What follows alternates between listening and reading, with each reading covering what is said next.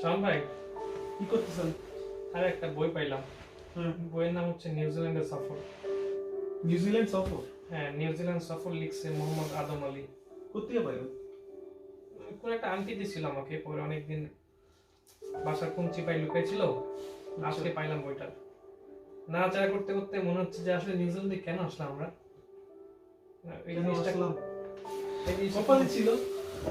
হ্যাঁ, সেটা তো অবশ্যই, কপালে ছিল তাই চলে আসছি। কিন্তু এত দেশ ছেড়ে নিউজিল্যান্ডে আসা, যে দেশের সাথে কোনো সীমান্ত নাই অন্য কোনো দেশে। আমার কিন্তু কোনো প্ল্যান ছিল না নিউজিল্যান্ড আসার। না, আমারও ওরকম প্ল্যান ছিল না আসলে। আমি মানে একটা জিনিস দেখছি ভাই, বুঝছেন? মানে জিনিসটা হলো কি, ধরেন আপনি যে জিনিসটা চাইতেছেন না, বা আপনি যে জিনিসটা মনে করেন যে আমি আসলে এটাতে ইন্টারেস্টেড না, বা আমার আসলে এই ব্যাপারটাতে কোনো আগ্রহ নাই, আমি চাই না এটা আমার লাইফে হোক, দেখা গেছে যে সেইটাই ঘুরে ফিরে হয়ে যায়। বুঝতে পারছেন? আমি যেমন ধরেন স্কুলে পাশ করলাম, সেন্ট জোসেফে পাশ করার পরে ইয়া ঢাকা ঢাকা সিটি কলেজে ভর্তি হলাম। তো সাধারণত বাংলাদেশের স্টুডেন্টদের কি হয়, কলেজে ভর্তি হওয়ার পরে, মানে কলেজ এইচএসসি পাশ করার পরে সবার একটা প্ল্যান থাকে যে আমি অমুক ইউনিভার্সিটিতে ভর্তি হবো, আমি অমুক ইউনিভার্সিটিতে ভর্তি হবো। আমি যে ইউনিভার্সিটিতে পড়ছি সেখানে পড়ার কিন্তু আমার কোনো দিনই প্ল্যান ছিল না। ইভেন আমি যখন ওই ইউনিভার্সিটির সামনে দিয়ে আসা যাওয়া করতাম, বা ধরেন ওই রাস্তা দিয়ে যাইতেছি, তখন ওই ইউনিভার্সিটির দিকে তাকায় মানে হাসাহাসি করতাম যে এইটাও একটা ইউনিভার্সিটি, এখানে মানুষ পড়ে। হ্যাঁ, তো আমার কিন্তু কখনোই প্ল্যান ছিল না ওই ইউনিভার্সিটিতে পড়ার। কিন্তু দেখা গেছে যে সে ঘুরে ফিরে আমি ওই ইউনিভার্সিটিতেই এসে ভর্তি হয়েছি। ইউনিভার্সিটির নাম কি? ইউআইইউ। যখন ওটার পাশ দিয়ে যাইতাম, কি একটা ইউনিভার্সিটি, তুমি আমি আসলে এরকমই হয়, ঠিক আছে। কিন্তু ঘুরে ফিরে কিন্তু ওইখানে এসে ভর্তি হলাম। তো এই নিউজিল্যান্ডের ব্যাপারটাও কিন্তু আমার লাইফে ওরকমই একটা জিনিস হয়েছে যে আমার কখনোই প্ল্যান ছিল না নিউজিল্যান্ডে আসবো, বাট আমার কোনো কি বলবো, আমার কোনো নিউজিল্যান্ডের সম্পর্কে ওরকম কোনো ভালো কোনো ধারণাই ছিল না যে এই দেশের যে মানুষজন যে আসে ভালো একটা ক্যারিয়ার করতে পারবে, ভালো একটা লাইফ এখানে বিল্ড আপ করতে পারবে, এরকম কোনো ধারণাই কখনো ছিল না। অনেকেরই কিন্তু থাকে, ইউএসএ ব্যাপারে থাকে, কানাডার ব্যাপারে থাকে, অস্ট্রেলিয়ার ব্যাপারে থাকে, ইউরোপের কোনো কান্ট্রির ব্যাপারে থাকে, কিন্তু নিউজিল্যান্ডের ব্যাপারে কিন্তু প্ল্যান আছে, বা সব মানে শুরু থেকেই সে চাইতেছে নিউজিল্যান্ডে যাবে, এরকম কিন্তু খুব কম আছে। সত্যি কথা বলতে কি জানেন, আমি ছোটবেলায় নিউজিল্যান্ডের ওই মানে নাম শুনছি, ওই যে দেশে গরু খায় সবুজ ঘাস, দেশ যে দেশে গরু খায় সবুজ ঘাস 12 মাস, সে দেশ দুধের দেশ নিউজিল্যান্ড। এছাড়া আর কিছু জানতাম না। নিউজিল্যান্ডে আসার আগ পর্যন্ত আমি কি জানতাম জানেন, মানে রিসার্চ করে যখন খাটাখাটি করতেছিলাম, অত বেশি তো রিসার্চ করিনি, বা মানুষ আরেকটা জিনিস জানতাম, নিউজিল্যান্ডে মানুষ ক্রিকেট খেলে, মানে ক্রিকেট টিম আছে। হ্যাঁ, ভিক্টোরি, যে ড্যানিয়েল ভিক্টোরি স্পিনারটা, ওই স্পিনারটা চকমা পড়া, আর ব্রেন্ডন ম্যাককালাম ব্যাটসম্যান। হ্যাঁ এদের নামই শুনতে যাই, এই দুইজনের নামই যা শুনতাম সব সময়, আর কিছু জানতাম না। আসার আগে তো জানতাম যে অকল্যান্ড হচ্ছে নিউজিল্যান্ডের রাজধানী একটা। শেষ। তারপর কেমনে কেমনে ভাগ্যক্রমে চলে আসলাম নিউজিল্যান্ড। তা আপনি মানে আমারটা হচ্ছে কি, আমি কেমনে আসলো নিউজিল্যান্ড, মাথায় কেমনে আসলো? আসলে আমার তো এরকম প্ল্যান ছিল না যে নিউজিল্যান্ডে আসবো। আমার প্রথম প্ল্যান ছিল আমি গেলে অস্ট্রেলিয়াতে যাবো, কারণ আমার ভাগনা অস্ট্রেলিয়াতে থাকে। তো আমার ভাগনা যেহেতু থাকে, ওকে আমি দেখতেছি। আমার ছোটবেলা থেকে ডেফিনেটলি ছিল না যে বাইরে যাবো পড়তে, বাট আস্তে আস্তে যখন বড় হলাম, স্কুলে পড়লাম, তখন দেখলাম আমার ভাগনা চলে গেল বাইরে। তার আগে আমার মেজো ভাই বাইরে গেল পড়তে, ওরা আসলো। তারপর আস্তে আস্তে আমার মনের মধ্যে এই জিনিসটা গ্রো করা শুরু করলো, আচ্ছা ওরা তো যাচ্ছে, আমার যাওয়া উচিত বাইরে কিছু। পরে হচ্ছে আরো অনেক ফ্রেন্ড হলো যারা বিদেশে যাইতে আগ্রহী, কারণ আমার মধ্যে এটা হয়েছে আমি এখন বিদেশে যারা যেতে আগ্রহী তাদের সাথেই মিশতেছি খালি। হ্যাঁ, পরে এরকম করতে করতে আমি অস্ট্রেলিয়াতে, আমার ভাগনা বললো ঠিক আছে অস্ট্রেলিয়াতে তাহলে আসবা, এইচএসসি শেষ, এবার আইএলটিএস দিয়ে অস্ট্রেলিয়াতে আসো। তা অস্ট্রেলিয়াতে অ্যাপ্লাই করলাম। অ্যাপ্লাই করে প্রথমে ডিক্লাইন খাইলাম, বুঝছেন। ডিক্লাইন খাওয়ার পর মন টন ভেঙে গেছে, দূর আর কি করবো, অন্য কোনো দেশ দেখি। কিন্তু আমার সবসময় ইচ্ছা ছিল যে এমন একটা দেশে যাবো যেখানে মানুষ ইংলিশে কথা বলে। হ্যাঁ, তো আমি ধরেন যে চাইনিজ তো শিখতে পারবো না, বা আপনার অন্য ভাষা, চাইনিজ বা জার্মান ল্যাঙ্গুয়েজ, এগুলো শেখা খুব টাফ হয়ে যায়। হ্যাঁ, মানে ছোটবেলা থেকে যেহেতু আমরা এবিসিডি, এট লিস্ট এবিসিডি তো হ্যাঁ, মানে ইয়েস নো ইংলিশের সাথে পরিচয় আছে, হ্যাঁ, হাতে খড়ি আছে, হ্যাঁ এট লিস্ট এবিসিডি বলে বা এস নো ভেরি গুড একটু বলে চালাই দিতে পারবো। এই জন্য হচ্ছে নিউজিল্যান্ডে মানে মতো দেশগুলা যেগুলো ইংলিশ স্পিকিং কান্ট্রি, এগুলোতে যাওয়ার প্ল্যান ছিল। বাট অস্ট্রেলিয়াতে তো ভিসা হইলো না, খুব মনটা ভেঙে গেল, তো অস্ট্রেলিয়াতে হইলো না। অথচ আমার মানে ভাগনার সাথে আমার খুব একটা ভালো ফ্রেন্ডশিপ ছিল, ছোটবেলা থেকে একদম ভাইয়ের মতোই আমরা একসাথে বড় হয়েছি। তো এই জন্য ভাবছিলাম যে অস্ট্রেলিয়াতে যেহেতু হলো না, আমার ভাগনার কাছের দেশটা যেখানে সেখানেই আমি যাব, এরকম একটা প্ল্যান। তো ঘাটতে ঘাটতে এরকম বিভিন্ন এজেন্সিতে ঘাটতে ঘাটতে কাছেই যাই, তারপর একসময় অস্ট্রেলিয়াতে ঢুকতে পারবো। মানে নিউজিল্যান্ডে যারা ইনিশিয়ালি আসে বা নিউজিল্যান্ডের ব্যাপারে যাদের ওরকম কোনো ধারণা নাই, তাদের কিন্তু একটা গেটওয়ে হচ্ছে এরকম একটা চিন্তা, যেমন বাংলাদেশের পাশে ইন্ডিয়া, বাংলাদেশের থেকে ইন্ডিয়াতে যে কোনো তো নিউজিল্যান্ডের পাশে Australia, somehow we will manage to go to Australia from New Zealand। সবার কিন্তু এরকম একটা প্ল্যান থাকে। এরকমই আর কি। একজন আমি লয়ারের সাথে কথা হয়েছে, সে আমাকে বললো যে নিউজিল্যান্ডটা হচ্ছে অস্ট্রেলিয়ার দরজা, তুমি যাইতে পারলে তুমি অস্ট্রেলিয়াতে যাইতে পারবে। এই প্ল্যানটা হচ্ছে, ভাবলাম যে ওকে লেটস ট্রাই। তারপর আপনার কি হলো, কেমনে কেমনে চলে আসলেন নিউজিল্যান্ডে? কি আপনার কইলো যে যাও নিউজিল্যান্ডে, যা অনেক গরু আছে, ভেড়া আছে, যা দেখো গিয়া। ভেড়া বেশি আছে মানুষের থেকে, 9:1 আই থিংক আগে ছিল, এখন জানি না কত আছে। I don't know the exact number. তারপর আপনি কেমনে কি করলেন, চলে আসলেন? আপনি তো দেখেন আপনার নিউজিল্যান্ডের চিন্তাটা হচ্ছে এরকম, আমারটা দেখেন, আমি ভার্সিটি যখন আমি কি সেকেন্ড ইয়ারে, তখন থেকে আমি পার্ট টাইম জব শুরু করলাম, ঠিক আছে? তো পার্ট টাইম জব শুরু করলাম, গ্রামীণ ফোনে কাজ করতাম কল সেন্টারে।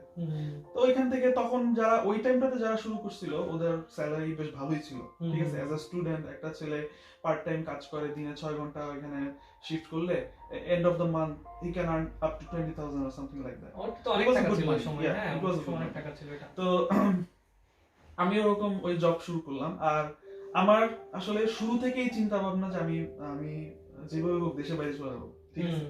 মানে এটা আমার এইচএসসি পাস করার পর থেকে এরকম চিন্তা ভাবনা। তো এইচএসসি পাস করার পরে আমার আসলে বিদেশে আসার এই পুরা ইয়াটা, I should say it's quite a story. কারণ হচ্ছে যে আমার এইচএসসি পাসের পরে যখন আমি প্ল্যান করলাম যে না আমি দেশের বাইরে চলে যাবো, কারণ আমার বেশ কিছু আত্মীয় স্বজন দেশের বাইরে থাকে, তো আমার সবসময় ইন্টারেস্ট ছিল যে চলে যাবো। তো সবচেয়ে বেশি ইচ্ছা ছিল যে আমার মামা সে ইউএসএ তে থাকতো, সে ইউএসএ তে থাকে এখনো। তো আমার ইচ্ছা ছিল যে আমি ওইখানে যাবো, মানে আমেরিকাতে চলে যাবো, মামা ওইখানে আছে, মামার সাথে থাকবো, ওইখানে পড়াশোনা করবো এরকম।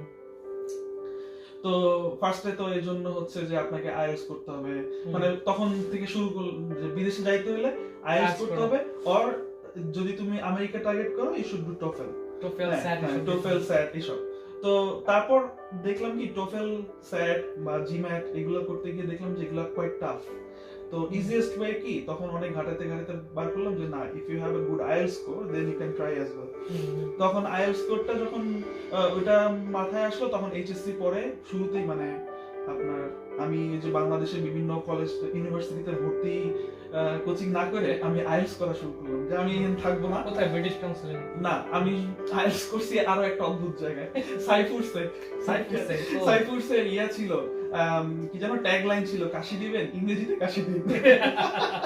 ওই ট্যাগলাইন গুলো অনেক জোস ট্যাগলাইন ছিল, মার্কেটিং ট্যাগলাইন। তো যাই হোক, ওইটাতে গেলাম, আমি আর আমার আরেকটা ফ্রেন্ড মিলে গেছিলাম।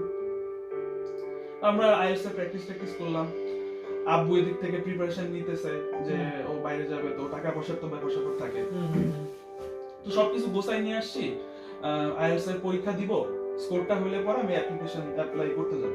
তো এর আগে কিছু টাকা পয়সা যেটা আব্বু আমার জন্য সেভ করতেছিল, তো সেই টাকাটা ফর সাম রিজন টাকাটা হচ্ছে একটা ব্যাংক অ্যাকাউন্ট থেকে আরেকটা ব্যাংক অ্যাকাউন্টে ট্রান্সফার করবে। তো ওই সময় তো আর এত অনলাইন ব্যাংকিং বা ইন্টারনেট ব্যাংকিং এসব ট্রান্সফারের ব্যাপার ছিল না, তো সাধারণত ক্যাশ ক্যারি করতে হতো। তো হয়েছে কি, ওই আব্বু আর আম্মু মিলেই ওই দিন ক্যাশটা ক্যারি করছিল। তো ক্যাশ ক্যারি করে যখন বাসার দিকে ফিরবে, তখন ধানমন্ডি স্টার্টআপটা আছে না, ওইখানটাতে যে একটা সিটি কলেজের কাছে যেটা, ওইখানটাতে যে পিছনে যে একটা মাঠের মতো আছে ধানমন্ডি, একটা প্র্যাকটিস মাঠ, ছোট্ট একটা মাঠ, বাট অনেকে যে ক্রিকেট প্র্যাকটিস করে, ওই মাঠের যে কর্নার প্লেসটা আছে, ওই কর্নার প্লেসটাতে মানে কেউ হয়তো আব্বুকে ব্যাংক থেকেই ফলো করতেছিল, ওই লোকজন আব্বু আর আম্মুরে ওইখানে আটকায় একটা অ্যাক্সিডেন্ট হয়ে যায়, টাকা পয়সা যা ছিল সাথে ক্যাশ চিন্তা হয়ে যায়। তো ওইটা it was quite a good amount of money. তো আব্বু তারপরে মানে আমার যে বাইরে আসার জন্য যে টাকা সেভিংস এর ব্যাপার ছিল, ওইখানেই টানটা পড়ে। তো তারপর আর আমার আসলে এইচএসসি পর বাইরে চলে যাওয়ার যে ব্যাপারটা, ওইটা ওইখানেই স্টপ হয়ে যায়। তো আব্বু বললো যে সমস্যা নাই, টাকা গোছাইতে হয়তো একটু সময় লাগবে, তুমি এখানে অনার্সটা করে ফেলো, তুমি বাংলাদেশে অনার্সটা করো, মাস্টার্স লেভেলে তুমি দেশের বাইরে চলে যাও। হুম। তো তখন একটু মন খারাপ হয়েছিল, বাট অ্যাক্সিডেন্টের উপরে তো কারো হাত নেই। তো আমার ওইখানে স্টপ হয়, আমি আইএলটিএস এর পরীক্ষা তখন দিছিলাম না, যে দিয়ে লাভ কি, এটা তো 2 ইয়ার্স টাইম থাকে, মানে ভ্যালিড থাকে পয়েন্টটা, সো আমি শুধু শুধু সময় নষ্ট করবো। তারপর আমি ওইগুলা করে করে তো আমি কোনো ইউনিভার্সিটি কোচিং টোচিং কিছু করি নাই, তো ঢাকা ভার্সিটিতে কোচিং টোচিং না করেই পরীক্ষা দিছিলাম, তো আসে নাই। প্রথম 1400-র মধ্যে রোল আসছিল, তারপরে আর টানে নাই, তো ওইটাতে আর হয় নাই। তারপরে হচ্ছে এই তুমি আমি তুমিতে ভর্তি ঠিক আছে। তো তুমি আমি তুমিতে ভর্তি হওয়ার আরেকটা রিজন হচ্ছে যে মানে রেজাল্টের উপরে ওরা স্কলারশিপ অফার করছিল, তো আমি ভাবলাম যে ঠিক আছে, আমি তো দেশের বাইরে যাবো, শুধু শুধু এখানে টাকা বেশি খরচ করার দরকার কি, আমি স্কলারশিপ পাইতেছি এখানে বেশি অন্যান্য জায়গার তুলনায়, আমি এখানে ভর্তি হয়ে যাই, পড়া কোনোভাবে একবার ম্যানেজ করে ফেলবো, ঠিক আছে। এইভাবে হচ্ছে ওই তুমি আমি তুমিতে ভর্তি হওয়া। তো তারপরে এই যে সেকেন্ড ইয়ারে আমি ওই পার্ট টাইম জব শুরু করলাম, তো ওই জব শুরু করতেই যেহেতু মাথায় প্ল্যান আমি দেশের বাইরে যাব, টাকা আমি নিজে নিজে সেভ করতাম কিছু, ঠিক আছে, সেভ করতাম। একটা পর্যায়ে প্ল্যান হলো যে আমি আমেরিকার জন্য অ্যাপ্লাই করব, তখন ইট ওয়াজ 2014 অর সামথিং লাইক দ্যাট। তখন ইমিগ্রেশন তো অনেক, তখন ইউএস ইমিগ্রেশনে খুব একটা ছাড় দিল হঠাৎ করে, কেমন জানি প্রচুর স্টুডেন্ট নিতেছিল, হ্যাঁ প্রচুর স্টুডেন্ট নিচ্ছিল। আমি এমনও গল্প শুনছি, আমার ওই যে গ্রামীণ ফোনে যে কাজ করতাম সেখানে একজন কলিগের, আমার পরিচিত না বাট গল্প শুনছি যে সে এরকম ওইখানে তার খুব বডি টডি খুব ভালো ছিল, মানে সে এক্সারসাইজ করতো, জিম করতো, বডি খুব ভালো ছিল। তো ইমিগ্রেশনে যখন ইন্টারভিউটা হয়, ভিসা ইন্টারভিউটা হয়, তো ইন্টারভিউতে যে মানে যে ওখানে ছিল, যাচ্ছিল, সে জাস্ট কোয়েশ্চেন করছে, তোমার তো অনেক ভালো দেখতেছি, মানে তোমার তো অনেক ভালো বডি শেপ দেখতেছি, তুমি কি করো, তুমি কি জিম টিম করো? তো বলছে হ্যাঁ আমি জিম করি। তো তারই জিজ্ঞাসা করছে তোমার ডায়েট প্ল্যান কি, তোমার এক্সারসাইজ প্ল্যান কি, এগুলো জিজ্ঞাসা করছে, সিল মারে দিছে, চলে গেছে। তাকে ওনার কোনো মানে রীতিমতো গল্প করছে, মানে তার সাথে আজাইরা গল্প করছে, সোজা কথা। কোন ইমিগ্রেশন অফিসার জাস্ট আজাইরা কথা বলার দরকার 5 মিনিট বলতে দিয়ে দিছে। এরকম আর অনেক সিমিলার কিছু স্টোরি শুনছি। তো তখন আমার কাছে মনে হলো আচ্ছা এখন একটা সুযোগ, দেখি মানে কাজে লাগানো যায় কিনা। তো এখানেই ভাই অনেক কিছু আস্তে আস্তে শেখা শুরু করলাম, যে মানুষকে বাংলাদেশে কতভাবে ঠকায়, কতভাবে কত কিছু করে, এই জিনিসগুলো তখনই মাথায় আসা শুরু করলো। তো আমি তখন একটা এজেন্সির থ্রুতে করলাম, তো সেই এজেন্সির নাম ছিল visa services something like that. ওদের অফিস বেসিক্যালি একটা ছিল হচ্ছে গুলশানে, আর একটা অফিস ছিল হচ্ছে ধানমন্ডি রাইফেল স্কয়ারে। হ্যাঁ ওটা কি জানেন, বিএসবি ক্যাম্বিয়ান আছে না? হ্যাঁ বিএসবি ক্যাম্বিয়ান তার শালা নাকি, দুই চোর দুই বাটপার একসাথে আর কি। তো যাই হোক, তো ওদের মাধ্যমে আমি গেছিলাম ওর কাছে ভাই আমরা কি গোলের গরু। আচ্ছা যাই হোক, তো আমি ওইখানে গেলাম, ঠিক আছে। তো ওইখানে যাওয়ার পরে তো ওদের নানান রকমের ধানাই পানাই অনেক কিছু টাকা পয়সা আগে থেকে কতগুলা নিয়ে নিল, হ্যাঁ, যে এটা তোমার অ্যাপ্লিকেশনের জন্য। আমার কাছ থেকে কি 8,000 টাকার মতো নিছিল, 8-10,000 টাকা। 8-10,000 টাকা এমনি ফাইল ওপেনিং তো আছেই, সে তো আমার কাছ থেকে আরো বেশি টাকা নিছে। সে আমার কাছ থেকে টাকা নিছে যে তোমার এই টাকাটা দিয়ে হচ্ছে আমরা ওদেরকে শো করে আমরা অ্যাপ্লিকেশন নিয়ে আনবো, তোমার ভর্তি ফর্ম টর্ম এসব আনবো, অ্যাডমিশন ফর্ম এগুলো আনবো, ঠিক আছে। আমরা তো তখন ভরেছিলাম 3 লাখ। ও সিরিয়াসলি? হ্যাঁ 3 লাখ নিছে, এবং সে বলছে যে এটা তো ফাইনাল পেমেন্ট না, তোমার যখন ফাইনাল পেমেন্ট হবে তখন এটা ওটার সাথে অ্যাডজাস্ট হয়ে যাবে, but you have to pay 3 lakh in advance so that we can process your application. That was the আমরা কি বোধাইছিলাম চিন্তা করেন। তো গেলাম ওইখানে, এরকম টাকা পয়সা দিয়ে রাখলাম, ঠিক আছে। তারপর তো আমি আইএলটিএস করলাম। তো এখন আমার আসলে খুব প্রেসার হয়ে গেছিল, কারণ আমি একে তো হচ্ছে ভার্সিটি ক্লাস করতেছি, পার্ট টাইম জব করতেছি, আবার আইএলটিএস এর প্রিপারেশন নিতেছি, আর ভার্সিটি ক্লাস, পরীক্ষা, এক্সাম, অ্যাসাইনমেন্ট এগুলো তো আছেই, এগুলোতে থাকি। তো আমার খুব প্রেসার হয়ে গেছিল, কিন্তু তারপরও আমার মানে এতটা ডিটারমিনেশন ছিল যেমন হোক সামহাও আমার এটা ম্যানেজ করতে হবে, ঠিক আছে। তো যাই হোক, এইভাবে করে করে আইএলটিএস এর ইয়াটা সুন্দর, মোটামুটি ভালো একটা স্কোর চলে আসলো। তো ওদের কাছে গেলাম ভিসা অফিসে, ওদের কাছে যাই আমার আইএলটিএস স্কোর সাবমিট করার পর খুব খুশি হয়েছে, খুব ভালো হয়েছে, তোমার এটা হয়ে যাওয়ার খুব ভালো সুযোগ থাকবে ইত্যাদি ইত্যাদি। আমিও খুব কনফিডেন্স পাই গেছিলাম ওদের কথাবার্তা শুনে। তো তারপরে শেষমেশ কি হলো, এমবাসিতে অ্যাপ্লাই করলাম, সাবমিট করলাম। তো তারা আমাকে কিছু কোয়েশ্চেন করছে মিন্স লাইক তুমি কোন ইউনিভার্সিটিতে অ্যাপ্লাই করছো, ওইটাতে কেন অ্যাপ্লাই করলা, এরকম কিছু, মানে আমাকে সাধারণত মানুষ যেসব কোয়েশ্চেন এক্সপেক্ট করে আমার কাছে সেই কোয়েশ্চেন গুলাই করছে, এক্সপেক্টেড কোয়েশ্চেন গুলাই করছে। হ্যাঁ হ্যাঁ আমিও আমার মতো করে উত্তর দিছি, হ্যাঁ but the visa officer, immigration officer wasn't Not happy with my answer, not he satisfied. Wasn't satisfied. বা এন্ড স্পেশালি ও হচ্ছে যে জিনিসটাতে অবজেকশন তুলছে সেটা হচ্ছে আমার ফাইন্যান্সিয়াল ডকুমেন্টস। আমি যদিও ওদের ওই ভিসা অফিসের মানে ওই যে ভিসা অ্যাডমিশন হ্যাঁ ওদের ইনস্ট্রাকশন অনুযায়ী যা যা কাগজপত্র ওরা আমাকে দিতে বলছে ফাইন্যান্সিয়াল প্রুফ হিসেবে হ্যাঁ। সবই আমি সাবমিট করছি, ব্যাংকের স্টেটমেন্ট দেখানো এগুলো সবই করছি। হুম। কিন্তু তারপর আমি জানি না কেন হয়তো ভিসা অফিসারের আমার চেহারাই পছন্দ হয় ঠিক আছে, আমার মাসল নাই, আমি তো জিম করি না তখন, হ্যাঁ। ঠিক আছে, জিম তো করি না, উল্টা কাজকর্ম করি, পড়াশোনা করি, আইস করি, তো শুকায় গেছি আমি আরো কামলা চেহারা হয়ে গেছি। যাই হোক, তো হয়তো আমার তার পছন্দ হয় নাই, এই কারণে সে আমাকে দেয় নাই। ফার্স্ট টাইম এভাবে রিজেক্ট করলো, দেন আমি আরো কয়েকজনের সাথে কনসাল্ট করলাম, ওরা বললো যে তোমার তো কাগজপত্র সবকিছু ঠিক আছে, তোমার আইএলটিএস এর স্কোর ভালো, তো তুমি আরেকবার দাঁড়াও, ঠিক আছে, তুমি আরেকবার ইয়া করো। তো সবার কথা শুনে আমি আরেকবার দাঁড়াইলাম। এখানেও আবার এই ভিসা অ্যাডমিশন যে ওই যে ইয়াটা আছে না, ওরাও কিন্তু আরেকটা টোপা মারে ফেললো, বলতেছে হ্যাঁ না, বলতেছে যে দেখো ফার্স্ট টাইম তো হইলো না, তো ওদের যে ওই যে ভোটার ওই মোটকা লোকটা হুদা হ্যাঁ নামটাও সারা বেহুদা নাম, ঠিক আছে, একটা বেহুদা পাবলিক, পুরো একদম বেহুদা, মিস্টার হুদা বেহুদা পাবলিক। ওই এর মতো দেখতে, কি জানি ওর নাম, ওই মোটা লোকটাকে ধরলো না, রিজেন্সি হসপিটালের মালিক, ও হ্যাঁ জানা নামটা খেয়াল নাই, শাহেদের মতো। যাই হোক, সেও মোটা ছিল, এরকম একটা পুরো একটা চেয়ার জুড়ে বসতো, মানে চেয়ারে তার ধরতো না, পারলে আরেকটা চেয়ার দেওয়া লাগতো। যাই হোক, তো সে আমাকে বলতেছে যে দেখো তোমার অ্যাপ্লিকেশনটা তো স্ট্রং, তোমার ডকুমেন্ট সবকিছু স্ট্রং, তোমার সামহাউ ফার্স্ট ইয়াটা হয় না, ইউ আর আনলাকি, তো তুমি আরেকবার ট্রাই করো। আমি বললাম যে ঠিক আছে ট্রাই করবো, আপনি যদি আমার গ্যারান্টি দেন আমি করবো ট্রাই। তো সে বলতেছে যে দেখো গ্যারান্টি আমি কিভাবে দিব, একটা ওয়ে আছে গ্যারান্টি দেয়া, আমরা তো মনে করো এই লাইনে অনেকদিন যাবত আছি, তো আমেরিকান এম্বাসির অনেকের সাথে আমাদের পরিচিতি আছে, হ্যাঁ পরিচিতি আছে, হ্যাঁ পরিচিতি আছে, কিন্তু তোমার একটু টাকা পয়সা খরচ করতে হবে।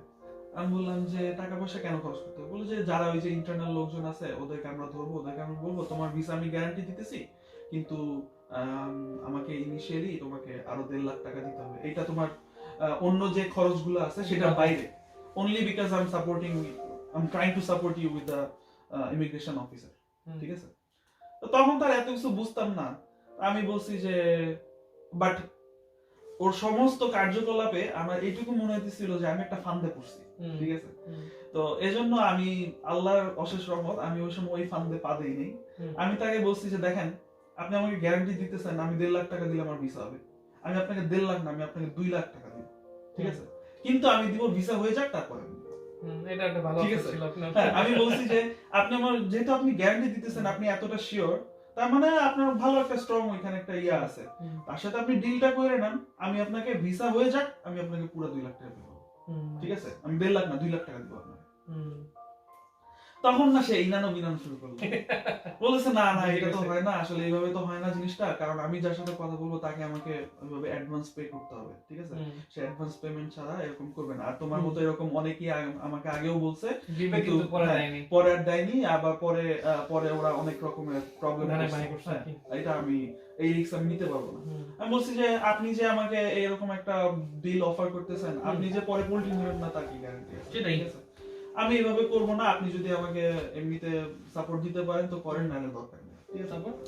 যাই হোক, সে তখন ওই ধানাই পানাই করলো, আমিও পরিবেশ বেশি ভালো বুঝলাম না, তো আমি আর ওই ডিলে যাই নাই। আব্বুও মানা করলো যে সাউন্ড দেখ এরকম দরকার নাই, দেখ তুই আরেকবার অ্যাপ্লাই করতে চাইতেছিস কর, নরমালি কর, যাই ভিসা অফিসার ফেস কর, সে ডকুমেন্ট যদি কোনো কিছু তার একটু ভালো করা লাগে, আমার একজন পরিচিত ইমিগ্রেশন লয়ার আছে, সে অনেক এসব ডিল করে, তার সাথে যে একটু আলাপ আলোচনা করি, সে তো সবকিছু একটু রিভিউ করলো, তারপরে যদি সে পজিটিভ একটা ইয়া দেয় তুই যাই আবার দাঁড়ায়, আমিও তাই করলাম। তো যাই হোক, আর অন্য গল্পে আর না যাই, সেকেন্ড টাইমও আমি রিজেক্টেড হইলাম। আমি তখন মনে করলাম যাক আমার কপালেই নাই, খুব ডিপ্রেসড হয়ে গেছিলাম, কারণ আমার তো দেখেন একটা স্টুডেন্ট এত কিছু এফোর্ট দিতেছে, তার ড্রিমটাই মানে সে চিন্তা করতেছে যে আমি অমুক জায়গায় আছি, সে কিন্তু অলরেডি এরকম একটা ড্রিম চিন্তা করে, হ্যাঁ। তো তখন যখন এরকম ভাবে জিনিসগুলো রিজেক্টেড হয়ে যায়, জিনিসটা কিন্তু খুবই ডিপ্রেসিং, ওই স্টুডেন্টের জন্য খুবই ডিপ্রেসিং।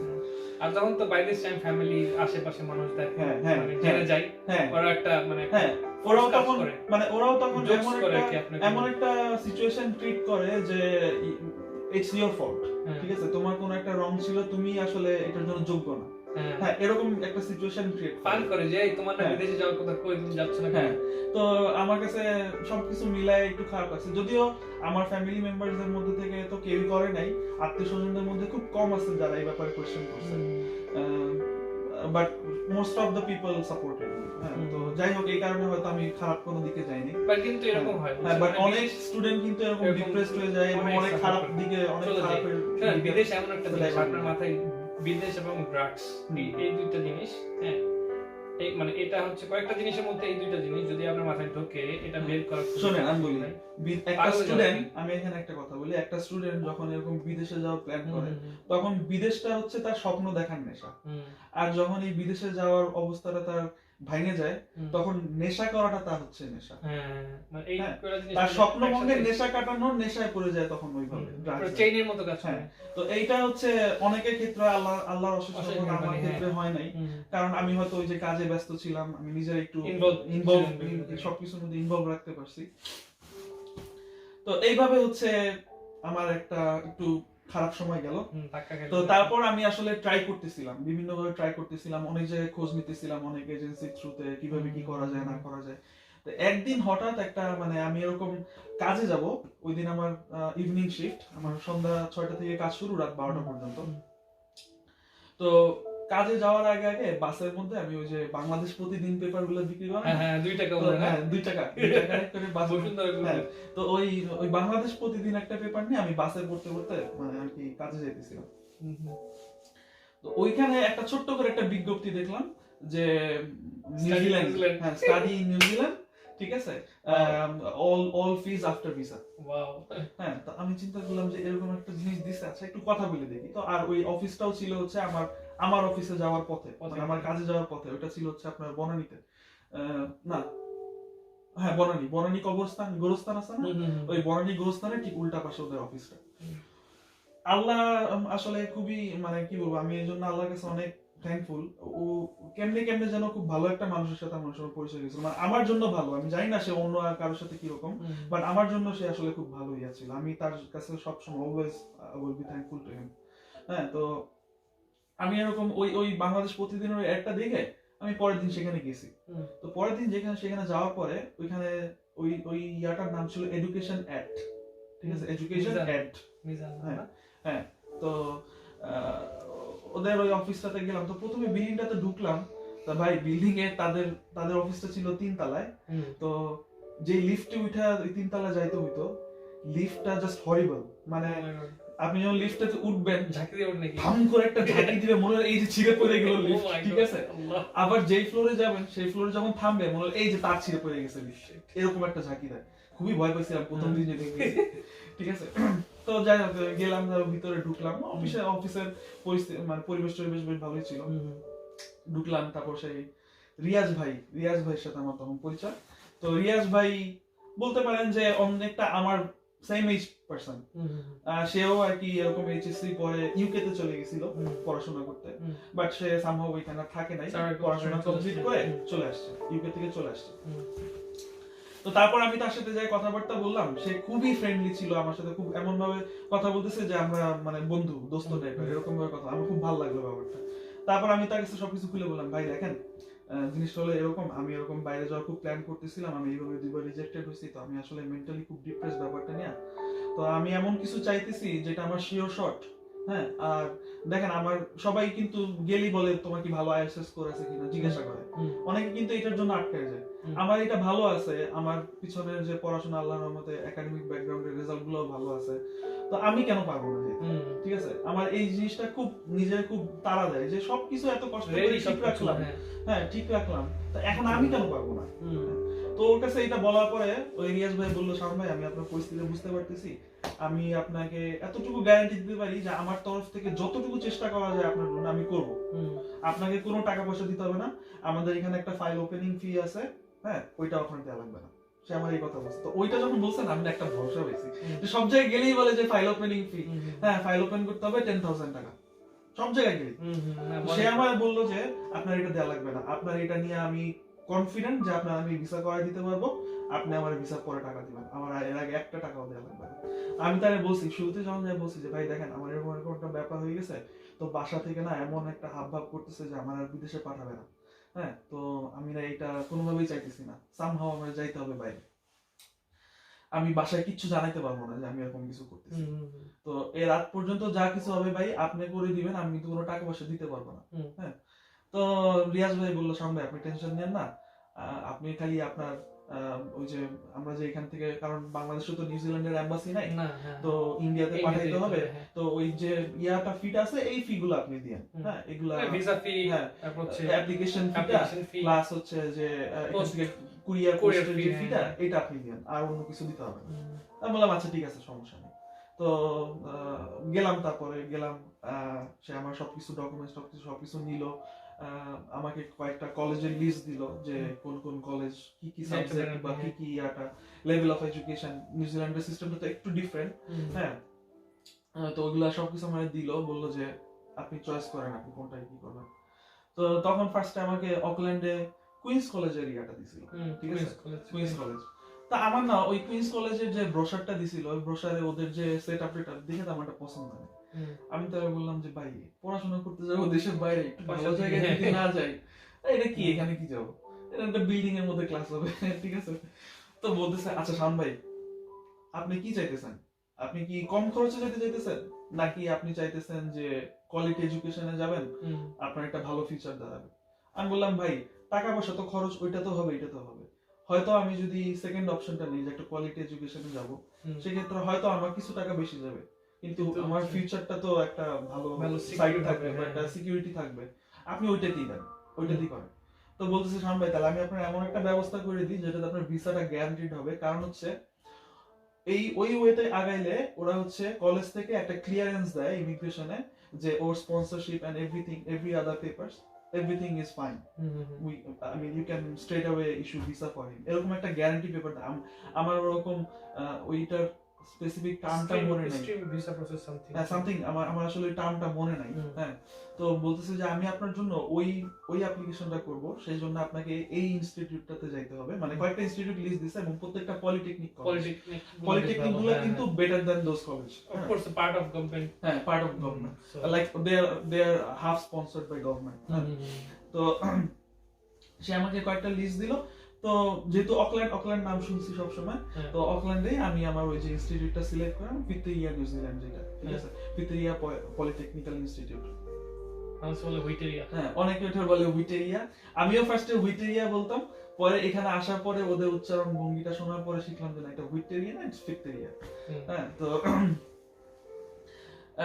ওইটাই সিলেক্ট করলাম, ওইটা সিলেক্ট করার পরে আমার সবকিছু ওরা ডকুমেন্টস সবকিছু দিয়ে দিল, আমার আইএলটিএস এর স্কোর চাইছিল, একাডেমিক ব্যাকগ্রাউন্ডস এর পেপার সবকিছু ওরা ফাইলটাই করে ওদেরকে পাঠাইছে, ওরা অ্যাসেসমেন্ট করে ওরা মানে ইয়া দিয়ে দিছে, মানে পজিটিভ ক্লিয়ারেন্স দিছে। তো দিছে পরে বলছে যে শাম ভাই আপনার এটা তাহলে আর কোনো ঝামেলা হবে না, এখন আমরা জাস্ট খালি ওদের এই অ্যাডমিশন ফিটা জমা দিব, অ্যাডমিশন ফি না, আমরা খালি এই ওরা আমাদেরকে যে ক্লিয়ারেন্স যে পেপারটা দিছে ওইটা সহ আপনার অন্যান্য ডকুমেন্ট সহ আমরা জাস্ট খালি এমবাসিতে সাবমিট করব, দেন ওরা হয়তো আপনার একটা ইন্টারভিউ নেবে, ইন্টারভিউ পরে এটা ইনশাআল্লাহ হয়ে যাবে। আমি বললাম ঠিক আছে ভাই, আল্লাহ আল্লাহ আল্লাহ করে ছেড়ে দেন। তো সে পাঠাই দিল কিছু, ওই যে কুরিয়ার ফি হিসাবে কিছু টাকা পয়সা আমার দেওয়া লাগছিল, মনে হয় 5,000 টাকার মতো। আর এই রাত পর্যন্ত আমি তাকে বলছি যে ভাই আমার যে ফাইনান্সিয়াল যে ব্যাপারগুলো দেখাইতে হবে, আমি কিন্তু যে আমি তো আপনার আগেই বলছি যে বাসায় কিছু বলতে পারবো না, তো আমার এটা দেখানোর ব্যবস্থা আপনি কি করবেন। তো বলতেছে ভাই ব্যাংক স্টেটমেন্ট দেখানোর ব্যাপারটা আমি একভাবে আপনার ম্যানেজ করে দিব, তো ওইখানে কিছু খরচ আছে ব্যাংকের ম্যানেজারে দিতে হয়, হ্যাঁ, তো এই খরচটা আপনার তো দিতে হবে।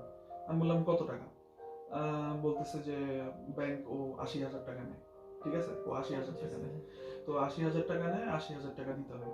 আমি বললাম ভাই দেখেন আমি এই যে ভার্সিটির সেকেন্ড ইয়ার থেকে আমি এই যে কাজ করি, আমি কিছু টাকা পয়সা জমাইছি, এখন আমার যদি এটা দিতেই হয় শেষমেশ আমি দিব, কিন্তু আপনি আমার একটা ভালো একটা ব্যবস্থা হবে এরকম একটা ইয়া না। তো সে আমার সাথে এমন ভাবে কথা বলছে, সে বলছে শাম ভাই আল্লাহ যদি একেবারেই না চায় তাহলে আপনার এটা হবে না, যদি আল্লাহ একেবারেই না চায়, যদি আল্লাহর আপনার ব্যাপারে আরো কোনো বেটার প্ল্যান থাকে, তাহলে হয়তো এটা হবে না। বাট আমি আপনার সবকিছু মিলাই মোটামুটি শিওর যে ইনশাআল্লাহ আপনারটা এটা হয়ে যাবে। তো আপনি ওই টাকাটা এখন দেন। তখন আমি বললাম যে ভাই তাহলে আপনি আমার একটা হেল্প করেন, আমি এত টাকা আপনার এখন দিতে পারবো না, ঠিক আছে, আমি আপনাকে 20,000 টাকা দিতেছি, হ্যাঁ, আপনি ব্যাংক ম্যানেজারে ম্যানেজ করেন, বাকি টাকাটা যখন ওই ভিসা অ্যাপ্রুভ হয়ে যাবে আমি দিব। বলছে ভাই দেখেন এটা আমি করতে পারবো না, কারণ ব্যাংক ম্যানেজার এটা মানবে না, কারণ এটা আমার সাথে আপনার কিচ্ছু না, এটা ম্যানেজারের সাথে। আমি বলছি আপনি ভাই ম্যানেজ করতে পারবেন করেন।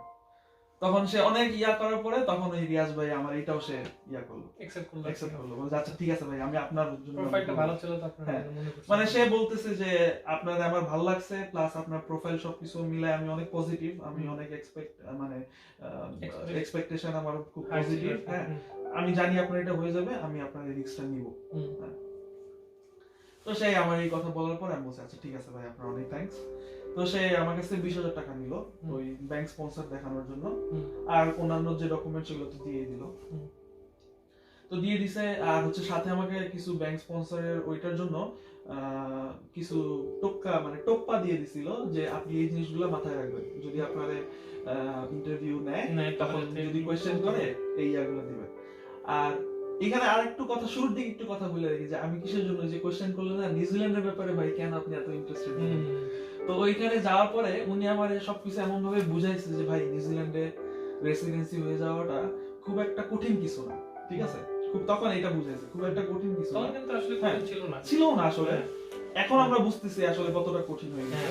আগে যখন আমি আসছি না তখন হচ্ছে আমি শুনছি যে যাদের স্যালারি হচ্ছে 34,000 40,000 ছিল তারাই অ্যাপ্লাই করে দিয়েছে, বাট তখন তো স্যালারি রিকোয়ারমেন্ট ছিল না, তখন তো ছিল পজিশন, তোমার জব পজিশনটা তোমার যে এডুকেশন সেটার সাথে ইকুইভ্যালেন্ট হইতে হবে, হ্যাঁ, আর ম্যানেজার হইতে হবে, হ্যাঁ ম্যানেজার, যেহেতু আমি লেভেল 7 এডুকেশন আসছি, I have to get a manager position, daily manager whatever. তো যাই হোক, তো সে আমার তখন এইভাবে বুঝাইছিল যে শান ভাই দেখেন আপনার নিউজিল্যান্ডে কিন্তু রেসিডেন্সি হওয়াটা খুব একটা টাফ কিছু না, আর নিউজিল্যান্ডের সাথে অস্ট্রেলিয়ার বর্ডারটা এরকম, ওই যে আপনার শুনতে যেটা যে যেমন বাংলাদেশ আর ইন্ডিয়ার বর্ডার, যে বাংলাদেশের মানুষ কিছু হইলে ইন্ডিয়া যায় শপিং করতে, আবার বাংলাদেশে ফেরত আসে, তো নিউজিল্যান্ডের মানুষও কিছু হইলেই বেড়াতে যায় অস্ট্রেলিয়া, আবার অস্ট্রেলিয়া থেকে নিউজিল্যান্ডে ফেরত আসে। আর যাদের পাসপোর্ট হয়ে যায় বা যাদের রেসিডেন্সি হয়ে যায় তারা নিউজিল্যান্ডের পাসপোর্ট দিয়ে অস্ট্রেলিয়াতে থাকতে পারে। তো তখন ওই জিনিসটা আমার মাথায় খেলছে যে আচ্ছা অস্ট্রেলিয়া তো ভালো কান্ট্রি, নিউজিল্যান্ডের ব্যাপারে তখন আমার এরকম কোনো পজিটিভ কিছু না, আমি জাস্ট গেটওয়ে খুঁজতেছি যে দেশের বাইরে, মানে বাংলাদেশ থেকে বাইরে হইতে হবে, ঠিক আছে। তো তখন উনি আমার ওইটাই আমার সবচেয়ে বেশি ক্লিক মারছে আমার মাথায়, ঠিক আছে, যে হ্যাঁ এইটা থেকে আমি অস্ট্রেলিয়াতে পরে মুভ করব। সে আমাকে হিসাব দিছে যে ভাই আপনি যাবেন পড়াশোনা শেষ করবেন, 2-3 বছরের একটা জব এক্সপেরিয়েন্স আপনার লাগবে, আপনি অ্যাপ্লাই করে দিতে পারবেন, within 5 years you will get your passport. That was the deal with it. Wow. তো এখন তো বুঝতেছি প্যারা কতখানি আছে, সেই প্রসঙ্গ বাদ। তো ওইভাবে গেলে কি আমি ইন্টারেস্টেড হইলাম নিউজিল্যান্ডের ব্যাপারে। তারপর আবার আরেকটা জিনিস আমরা ইন্টারেস্টেড হইছি, যখন ওনার কাছ থেকে নিউজিল্যান্ডের ব্যাপারে এরকম শুনে আসছি, তখন ওই দিন বাসায় এসে ইউটিউবে সার্চ দিতেছিলাম যে আসলে নিউজিল্যান্ডের পরিস্থিতিটা কেমন। তো যখন সার্চ দিছি এমন সব ভিডিও আসছে যে দেশটা কি সুন্দর, মানে ওইটা দেখে আল্লাহ এত সুন্দর দেশটা, এটার ব্যাপারে কিছুই জানি না, ঠিক আছে। ওই ভিডিওগুলো দেখা মেইনলি আমার ইন্টারেস্ট গুলো ক্রিয়েট হয়েছে। হ্যাঁ, ওই দিন আমার মনে আছে, ওই দিন আমার বাসায় আমার খালামুনি আসছিল বেড়াইতে, তো আমি আমার খালুর সামনে বসে একটা ভিডিও ক্লিক করছি, এবং ওই ভিডিওটা জায়গাটা ওইখানে জায়গার নামটা লেখা ছিল না ওই ভিডিওর ডিটেইলসে, ঠিক আছে, কিন্তু ওই লাকিলি ওই জায়গাটাই আমি ডিসকভার করছি এই যে 3-4 দিন আগে, ঠিক আছে, যে আসলে এইটাই ছিল ওই ভিডিওটা। ওয়াও, এইটা ছিল হচ্ছে আপনার এই যে আমরা ডায়মন্ড হারবার আছে না আমাদের সাউথ আইল্যান্ডে, এই ডায়মন্ড হারবারের ওই জায়গাটার এই ভিডিওটা ছিল, ঠিক আছে, ইউটিউবে ছিল, হ্যাঁ ইউটিউবে ছিল ওই ভিডিওটা। তো ওইখানে ভিডিওটা দেখলাম এরকম যে একজন ড্রাইভ করতেছে, ইউটিউব ভিডিওটা করছে এরকম, ড্রাইভ করতেছে, রাস্তার এভাবে খাড়া নিচে নেমে গেছে, নিচে নামা যাওয়ার পরে কয়েকটা বাসার সামনে, আর ওই ভিডিওটা মানে ক্যামেরার পজিশনিংটা এমন ছিল যে বাসাগুলোর ছাদের উপর থেকে দেখা যেতেছে পিছনে পুরা নীল পানির সমুদ্র, ঠিক আছে। তো ওইটা দেখে এত ভালো লাগছে যে এত সুন্দর জায়গা, আমি এখানে যাবো। হ্যাঁ, ওই দিনই আমি ডিসাইড করলাম ঠিক আছে যাও, এখানেই যাওয়া যাক, সমস্যা নেই। আর তাছাড়া ওই প্ল্যান তো আছে, মানে ফিউচার ক্যারিয়ার প্ল্যান তো আছে যে অস্ট্রেলিয়াতে মুভ করা যাবে, যে কদিন এখানে থাকা লাগে থাকলাম, এত সুন্দর একটা দেশ। এই তারপর ইন্টারেস্টেড ফিল হলাম, তারপর এখানে সবকিছু হইলো। ভাই স্টপ করে একটু আমি হ্যাঁ। ওয়াশরুম থেকে আসি। আচ্ছা আচ্ছা।